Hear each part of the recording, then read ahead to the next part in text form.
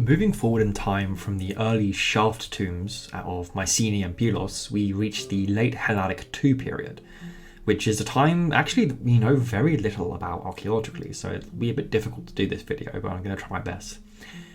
If I was to harken back to my first couple of episodes here, this is roughly the time period where we start seeing Mycenaean culture and influence showing up on Crete. But ironically, we don't really know what's going on at Mycenae itself during this time, or in the wider Peloponnese for that matter. Nevertheless, around the beginning of the late Bronze Age III period, approximately around 1450 BCE, we see the first Mycenaean palaces showing up. How these early palaces looked and were constructed, honestly, we don't really know. And a lot of the remains that we currently have date from later periods of construction from around 1300 to 1250 BC. So these early phases of the Mycenaean palaces are a bit of a blank spot for us. While a few of the major palaces are known to us, Mycenae is actually, believe it or not, generally not known for its palace because the archaeological remains there are quite bad. They're quite heavily eroded. Realistically, we have an understanding of the walls, and we know a fair bit about the fortifications and some of the buildings there, along with the local Tholos Tombs, but the actual palace at Mycenae itself is very heavily degraded and damaged, and it had a later Doric temple built on the top of it that destroyed a lot of it. A much better preserved example of a palace is Tirnis in Argolis. It's around 20 kilometers south of Mycenae, along with Pylos and Knossos, which obviously became Mycenaean in later periods. Now, of course, this presents a huge problem for us when it comes to the field known as Homeric Archaeology, that is, tracing the historical reality in archaeology of the Iliad and the Odyssey, or Greek mythological literary texts, especially Homer.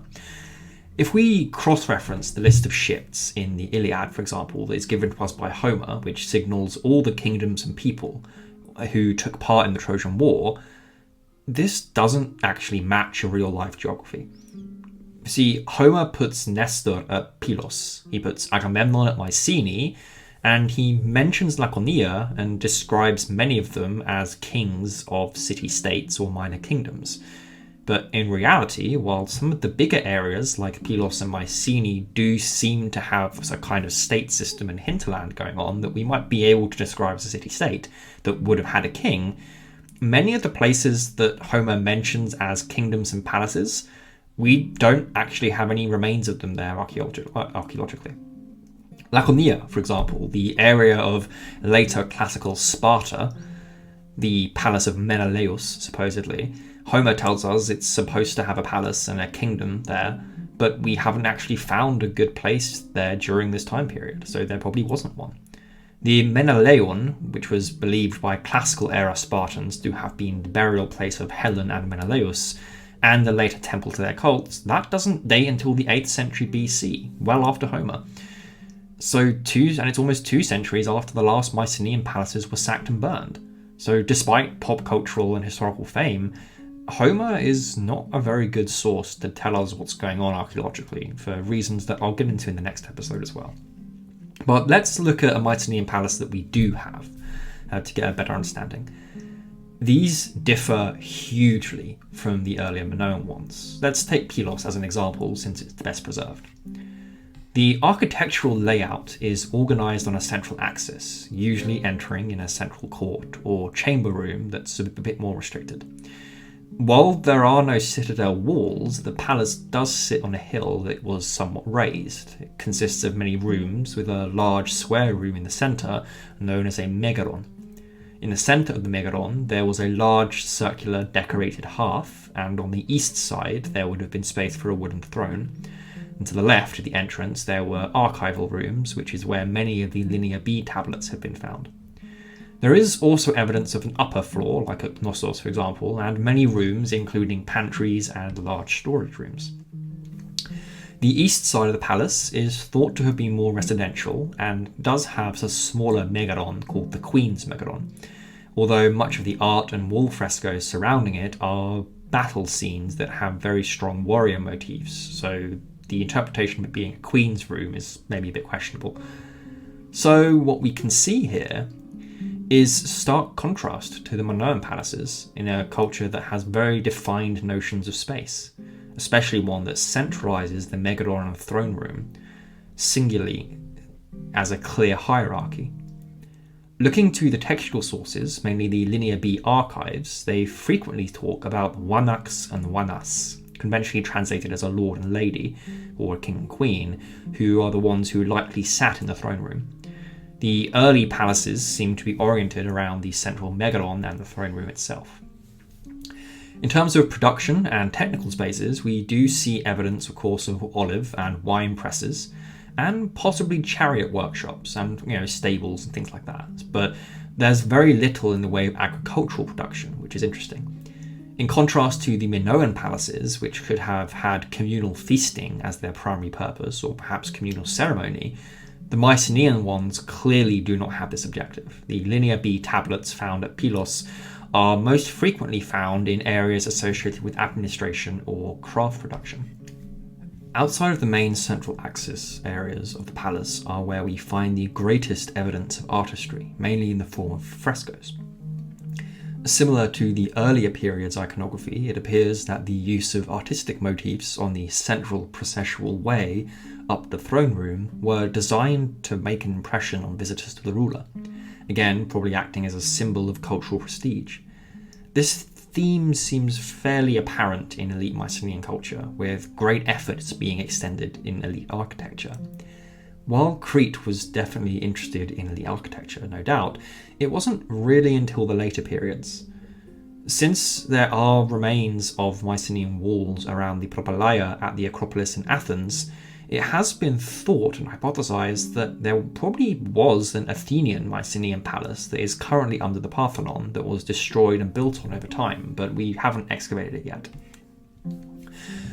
While I mentioned them earlier, it's also during this palatial period in the late Helladic II that we find the other graves and tombs at Mycenae, known as the Tholos Tombs. These are actually the ones that are outside the palace walls and fortifications, but they are incredibly spacious and well made, which is a clear statement of the kinds of people who were interred there. So we can see a huge difference in cultures here between the Mycenaeans and the Minoans, where the Mycenaeans are differentiating social class very, very clearly, mainly through architecture and elite items.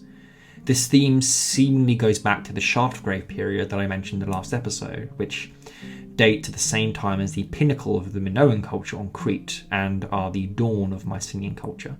So potentially we are looking at two different kinds of cultures that express power and ideology very differently. One of the best ways to understand a culture's identity is through its own written texts. For Mycenaean, this is of course Linear B, and I covered some theories about its development from Linear A and Crete in the last episode. It's important to remember that despite the name, Linear A and B are different languages entirely. Linear A is not a known Indo-European language, whereas Linear B is a very early form of characteristically Greek. The language is largely syllabic. It has individual signs which correspond to symbols in the same way that English does. It can, however, also be logographical, which is a process of using signs that look like the thing they represent to codify in writing. Like, for example, if you want to write a horse, you can just draw a picture of a horse. And this kind of idea is often combined with syllabic writing systems, and they use logographic and syllabic scripts interchangeably. It's also fairly common to write the number of items down on a tablet, so we have symbols for numbers too, mainly administrative records. While that might sound a bit romantic, Linear B is actually often very tedious and boring to translate. The vast majority of tablets are administrative in nature. They're just cataloguing trade items or personal belongings and how stuff moved around from palace to palace. We can tell a lot about the economy, and we can infer quantities of goods, and to a certain extent we know a little bit about religion, because texts frequently record which deities were worshipped or which offerings they received and how much, which gives us an idea as to who were the really popular gods or spirits. But it's important, in fact very important, to realise that we have no narratives or mythologies or stories in Linear B. The only form of writing that we have is counting or administrative texts. So this makes reconstructing any kind of religion or practices inherently difficult, since the texts themselves only tell us who was offered what, or what titles certain deities had. And from what we can tell, many of them seem to have been very, very different from their later Homeric and classical roles. Some notable examples in Mycenaean religion have caused much discussion in the past. For example, Hades does not appear in any known Mycenaean text, but Persephone does. Dionysus appears frequently as a very important deity in terms of how many offerings are made to him, but he's almost completely absent from later Homeric pantheons in place of Hestia. And Poseidon is frequently given the title Wanax, so ruler, instead of Zeus.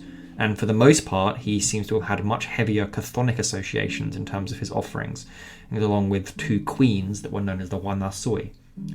This older theology may in fact be preserved in the Eleusinian Mysteries and Persephone and Demeter's mystery cult in Arcadia, where her and Demeter are referred to as the Desponiae, the two ladies. In the Arcadian cults, while Demeter was looking for the kidnapped Persephone, she caught the eye of Poseidon. She turned into a mare to escape him, but then he turned into a stallion to pursue her, eventually capturing her and raping her. Afterwards, Demeter gives birth to a talking horse known as Arion, the fastest horse in the world, as well as the goddess Desponia, the mistress, who was the primary goddess of the Arcadian Mysteries, frequently often conflated with Persephone herself. If this is the case, since Persephone appears to be older than Hades, having roots going back to the Mycenaeans, and also having underworld associations to go along with that, the later classical myth of her abduction may in fact be a fabrication in an attempt to explain her, by that point, then forgotten presence in the underworld. Coming back to the archaeology though, one of the other things that develops extensively during the Mycenaean period is a huge degree of external trade. We see numerous Aegean cultural artifacts and motifs appearing throughout the wider eastern Mediterranean, Cyprus, the Levant, and Egypt especially. While these exchange networks definitely had begun during the Minoan period, evidenced by the Minoan frescoes at Tel el-Dabar in Egypt, during the Mycenaean age we see an explosion of trade. One of the most frequently traded items that we see during this period are stirrup jars. In fact, actually, the Mycenaeans appear to have become quite famous for them. These are high-quality jars that are frequently closed or funneled at the top. They are excellent for moving liquids like wine or oil, and in fact, a lot of the oils, even during later periods, seems to have been considered very valuable for medicinal use, especially in Egypt. And it really appears that during this resurgence of trade, the Mycenaeans are, for the most part, really pushing them for export. This is also where something like the Uluburun shipwreck has been a pivotal archaeological find. Crashed off the south coast of Dikaye sometime around 1250 BC, which was the height of the Mycenaean palatial period, this ship likely set sail either from a Cypriot or Syro-Palestinian port and contained luxury goods from numerous cultures, testifying to the massive regional networks that are really comparable with today's shipping. Some of the cargo included Cypriot copper, tin from Uzbekistan, Canaanite jars from the Levant, Egyptian glass, blackwood logs from Africa, amber coming from the Baltic states, a ceremonial axe made of green volcanic stone that probably originates from an area around Bulgaria, as well as countless spices and foodstuffs. It is, however, worth noting that we don't know whether the Uluburun ship was a luxury trade enterprise, being a one-off event, or if it was simply the standard for trade during the Late Bronze Age. Equally, the person or group organising this clearly had interconnected and powerful networks. Questions like who can afford all of this, especially since the ship was ultimately lost, are currently still being researched. Based on the corpus of writings from Tel el-Amarna, known as the Amarna letters, between Akhenaten, the pharaoh of Egypt in the 18th dynasty, and Canaanite rulers, we know that royal and elite families were involved in heavy trading, at least between Egypt and the rest of the Levant. So what we can see here is a continental trade network, mediated probably by the Mycenaeans, that stretches from the Baltics in Eastern Europe to as far as Sardinia and Italy. in the West. A lot of the economic power is probably related to this new centralized network. The sheer interconnectivity of this network surpasses even the Minoan ones from the earlier Middle Bronze Age. But it doesn't last forever, because shortly after the date of Uluburun Rek, for instance, we enter the most frightening and probably pivotal moment in the history of the Late Bronze Age and perhaps even humanity: the collapse. This was a time of widespread societal collapse during the 12th century BC, approximately between 1200 and 1150 BCE. It was associated with things as diverse as environmental change, mass migration and refugee crises, and the destruction and abandonment of cities. The collapse affected a huge area of the Eastern Mediterranean and the Near East, particularly Egypt, Libya, the Balkans, the Aegean, and Anatolia, and to a lesser degree, the Caucasus. It was sudden, violent, and culturally disruptive for most of the Bronze Age civilizations, and it brought a sharp economic decline to regional power centres, ushering in the Greek Dark Ages across the Aegean. The palace economies of the Mycenaeans and the wider Aegean and Anatolia that characterised the Late Bronze Age all disintegrated, transforming instead into small, isolated and cut-off villages which lasted from around 1100 to the beginning of the early Iron Age and Archaic period around 750 BC. The Hittite Empire in Anatolia and the Levant completely collapsed, while states such as the Middle Assyrian Empire in Mesopotamia and the New Kingdom of Egypt survived but were hugely weakened. There is some destruction on Cyprus, but interestingly, for some reason, it appears to bounce back much quicker and more strongly than surrounding regions, which will become crucial in understanding the next period of history, the early Iron Age, as the Cypriots maintain contact with Central and Eastern Aegean. It's really around this time that the Egyptian pharaohs begin complaining about the mysterious sea peoples. Many of them are even attributed names that are obviously Aegean or Sardinian. Contrary to popular belief, however, people with similar names, depictions and ethnic backgrounds are appearing in Egyptian texts nearly 200 years prior to the Late Bronze Age collapse, and they only really become a problem during this time period. Such an appearance seemingly undermines the theory that the Late Bronze Age collapse was due solely to foreign invasions by such people. In more modern scholarship, a model of internal economic collapse and usurpation has been proposed. Along with drastic climatic changes, the kings and elites of the Mycenaean palaces and wider Near East theoretically became just too greedy, and they ended up pushing their respective economies far too hard. By pushing for constant elite goods to trade with each other to increase their own prestige, it effected an increase in taxation and labour, which exerted a tremendous impact on artisanal and craftwork classes of people. And without a rigid structure to constantly monitor local village economies, many such places began to develop and eventually were able to undermine larger kingdoms. With traders and artisans responsible for the means of production, sailors responsible for ferrying things across the Mediterranean, as soon as these individuals realised that they could probably just get better prices elsewhere, or perhaps even just do their own thing, since they were the ones who knew the ports and the primary trade routes and were also the artisans themselves, the high-level palaces simply couldn't compete. Coupled with civic unrest brought about by heavy taxations to support the bourgeoisie, which were producing little to no change in society except for the upper classes and elite, we potentially have a revolt and engaging in things that subvert the palatial and state economy that leads ultimately to the collapse of that model.